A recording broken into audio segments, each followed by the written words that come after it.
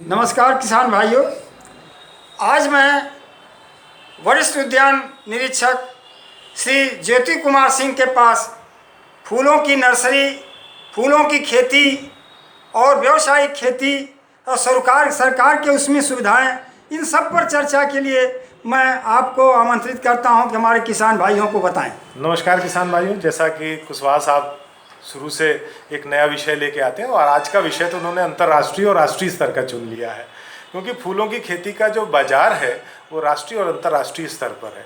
विशेष तौर से अगर हम देखें कि अभी तक तो हम मंदिरों की और वैवाहिक समारोहों की बात करते हैं फूलों से सज्जा के लिए, लेकिन आप देखेंगे कि जो राष्ट्रीय अंतर्राष्ट्रीय मंच पर हमारे जो अंतर्राष्ट्रीय समझौते होते हैं या कोई समारोह होते हैं, उनमें आप देखेंगे कि मंच की सज्जा पुष्प के विभिन्न विन्यासों के माध्यम से की जाती है। तो ये विषय हमारा एक तरीके से अंतर्राष्ट्रीय हो गया और मार्केट भी हमारी अंतर्राष्ट्रीय हो गई। तो हम बात करेंगे किस तरीके से हम अंतर्राष्ट्रीय स्तर पर उच्च गुणवत्ता के फूलों को व्यवसाय कर सकते हैं और कहाँ कहाँ उनकी मार्केट हमें मिल सकती है। तो सर्वप्रथम अगर आप हिंदुस्तान के फूलों की बात करें तो गुलाब की फूल की बात तो बहुत ही स्वाभाविक सी है कि गुलाब हमारे यहाँ एक प्रमुख पुष्प है जिसका कि हम खेती बड़े पैमाने पर हम यहाँ करते हैं।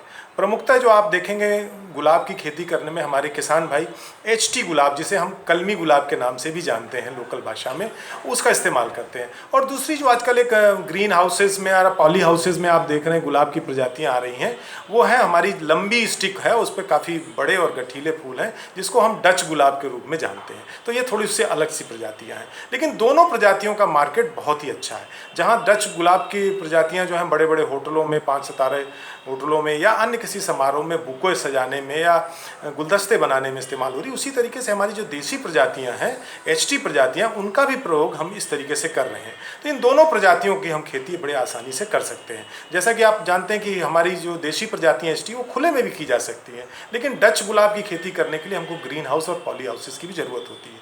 अब बात आती है कि इनकी नर्सरी का प्रबंधन कैसे किया जाए। देखिए, गुलाब का अगर आप प्रसारण करना चाहते हैं तो उसका बहुत ही आसान तरीका है कि हम उसे कहते हैं कि आप बडिंग करते हैं।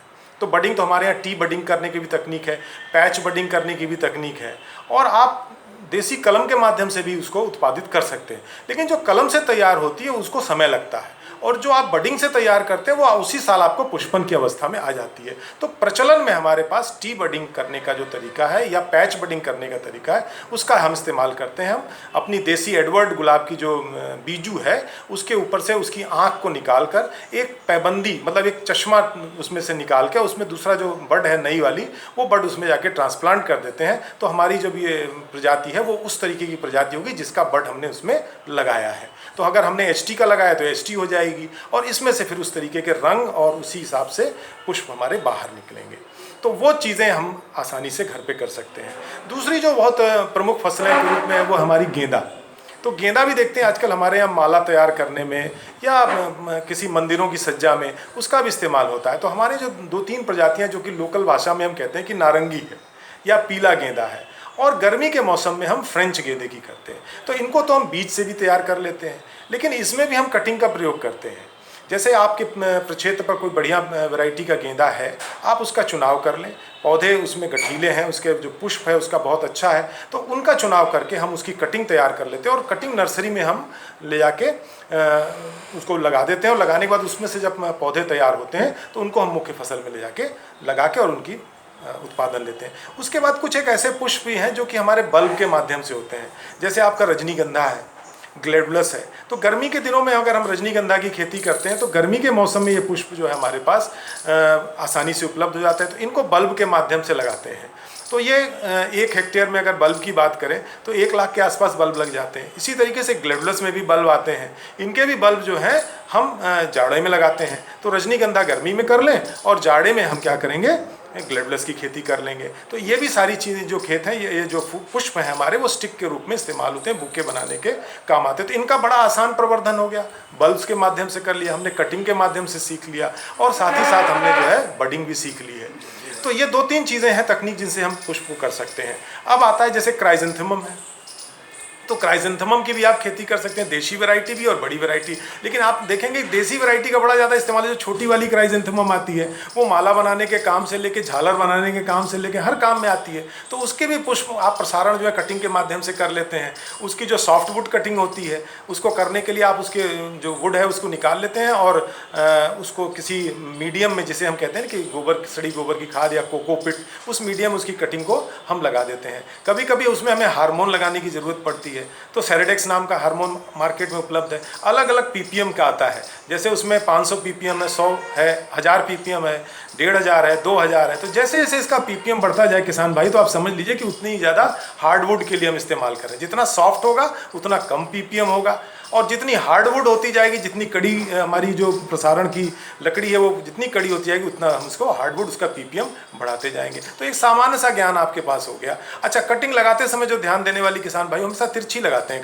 कटिंग तिरछा लगाने का कारण यही है कि ऊपर से अगर कोई बूंद आती है, बारिश की आती है, ओस की आती है, तो उसके ऊपर इकट्ठा ना हो, जिससे उसको फफूंद या और कोई चीज़ें उसमें जाके उसको नुकसान ना करे। तो इसका ये प्रसारण कर सकते हैं। उद्यान विभाग द्वारा विभिन्न योजनाएं भी चला रही हैं पुष्प की खेती के लिए। उन योजनाओं में प्रमुख रूप से आपको अनुदान भी दे जा रहे हैं, 50% अनुदान। आसान तरीका, बिल्कुल, मैंने जैसे पहले भी कहा, अब तो सारी चीज़ें ऑनलाइन हो गई और डायरेक्ट बेनिफिट ट्रांसफ़र हो गया है। आप यूपी एग्रीकल्चर जो साइट है उस पे जाएं, www.upagriculture.com। उसमें उद्यान विभाग की साइट पर जाकर अपनी फसल का चुनाव करें और अपने आप को पंजीकृत कर दें। पंजीकृत करने के बाद आप हार्ड कॉपी जो उसकी कार्यालय में जमा करके और अनुदान के लिए आप तैयार हो जाएं कि आपको अनुदान अब प्राप्त हो जाएगा। और उसके लिए आपको अपने निवेश स्वयं क्रय करने हैं और अपने क्षेत्र पर स्थापित करने, जिसका सत्यापन करने के उपरांत आपके खाते में डायरेक्ट बेनिफिट ट्रांसफ़र हो जाएगा। इसमें इकाई लागत का 50% तक अनुदान है, लेकिन हर फसल में इसकी अलग अलग सीलिंग है, तो उस हिसाब से आपको फसलवार मिलेगी। दूसरी चीज़, इसमें संरक्षित खेती को बढ़ावा देने के लिए पॉली हाउसेस और ग्रीन हाउसेस भी आप स्थापित कर सकते हैं। इस पर भी उद्यान विभाग द्वारा जो है छूट दी जा रही है। कम से कम 500 वर्ग मीटर, मतलब जिसे हम कह सकते हैं 4 बिस से, और उससे लेके हम जो है 4000 वर्ग मीटर तक के जो है पॉली हाउसेस और ग्रीन हाउसेस बना सकते हैं। इसमें भी सरकार द्वारा 50% की सब्सिडी आपको उपलब्ध कराई जा रही है। मैं उदाहरण के तौर पे 1000 वर्ग मीटर की इकाई लागत आपको बता दूं, उसमें करीब 9.5 लाख रुपए के आसपास आपका खर्चा आता है, लेकिन 50% जो अनुदान दे रही है सरकार, उसमें 4,67,500 रुपये दे रही है। साथ ही साथ जो इसके अंदर प्लांटिंग मटीरियल का भी आप इस्तेमाल करते हैं, तो प्लांटिंग मटीरियल भी काफ़ी महंगे आते हैं, तो उन प्लांटिंग मटीरियल्स के लिए भी सरकार इसमें सब्सिडी देती है। तो इसमें भी 50% सब्सिडी आपको मिल जाएगी। तो मान लिया कि आप पुष्प की खेती कर रहे हैं, तो प्लांटिंग मटेरियल में आपका जरबेरा भी हो सकता है, आपका गुलाब भी हो सकता है, तो इस पर भी आपको 50% सब्सिडी मिल रही है। और साथ ही साथ जो आपने स्ट्रक्चर बनाया है 1000 वर्ग मीटर का, उस पर भी 50% आपको सब्सिडी देगी। तो इसका आप लाभ लेके और राष्ट्रीय अंतर्राष्ट्रीय स्तर पर इसका विपणन करें और अपनी खेती को समृद्ध करें और अंतर्राष्ट्रीय बाजार में ले जाके अपनी एक पहचान बनाएं। बहुत अच्छी जानकारी दिया है आप किसान भाइयों को, हमारे ज्योति भाई ने। इसका आप अनुसरण करें और निश्चित तौर पर आप अपने क्षेत्र को अंतर्राष्ट्रीय पैमाने पर जोड़ें।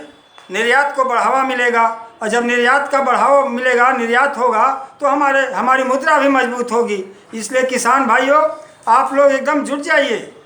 फूल की खेती बहुत ही लाभ की खेती है। आप इस पर और भी जो आपके सवाल हैं वो हमें YouTube के कमेंट के माध्यम से दें, ताकि हम पुनः आकर के आपको एक नई चिंतन की उसमें आपको ले जाऊँ और आपकी जो समस्या है उसका समाधान कराएं। धन्यवाद।